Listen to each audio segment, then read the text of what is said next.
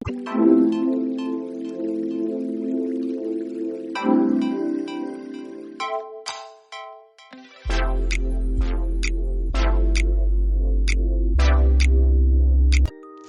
বন্ধু বান্ধৱীসকল, আজি আপোনালোকৰ সৈতে যাত্ৰা আৰম্ভ কৰিবলৈ ওলাইছোঁ কেদাৰনাথ বাবাৰ দৰ্শনৰ বাবে।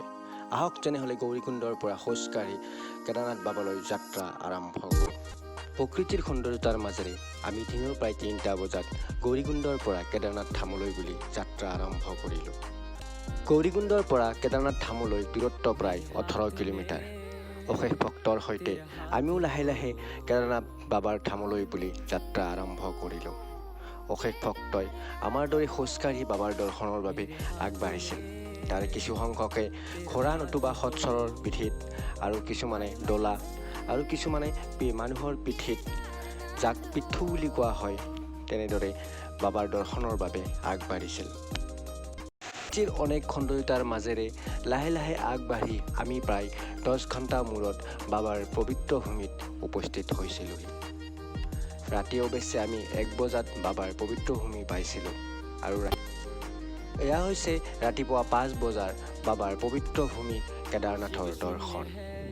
ৰাতি আমি হোটেলতে থাকিলোঁ আৰু ৰাতিপুৱা প্ৰায় 3:30 বজাত উঠি গা পা ধুই ৰেডি হৈ আমি বাবাৰ দৰ্শনৰ বাবে শাৰী পাতিলোঁ। আহক তেনেহ'লে আপোনালোকে বাবাৰ পবিত্ৰ ভূমি দৰ্শন কৰক।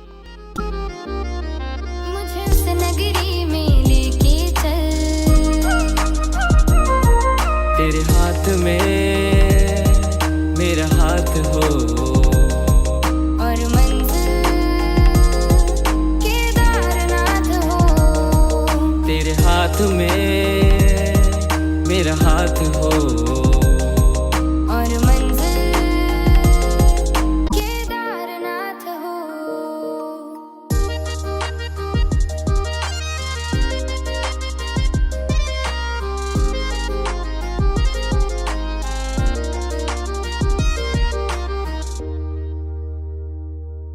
शिव आदि है शिव अंत है।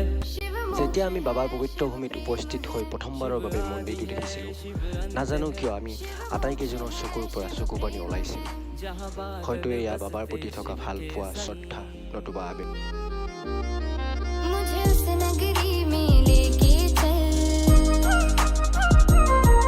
तेरे हाथ में